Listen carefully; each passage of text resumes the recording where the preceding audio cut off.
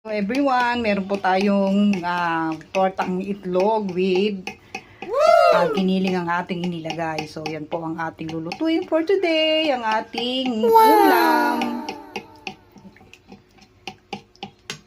Ayan na po ang ating tortang giniling na pork. Ayan po guys. Ayan po, nakaluto na po ako. And then, syempre, meron po tayong soup. Ayan o. Niluto po nating soup, mushroom soup, para meron po naman tayong mahihigop na sabaw sa ating piniritong tortang pork with egg. So, yan po guys. Takpan po natin hanggang sa maluto ang ating torta. So, yan lamang po ang ating simpleng mini vlog. So, done cooking na po ang ating soup. So, ready na po yan para sa ating tanghalian. So, ayan pa po yung ating ipiprito.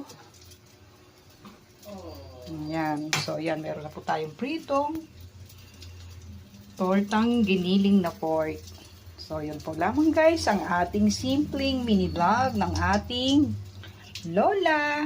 Ready na po tayo sa lunch. Happy lunch. Thank you for your watching.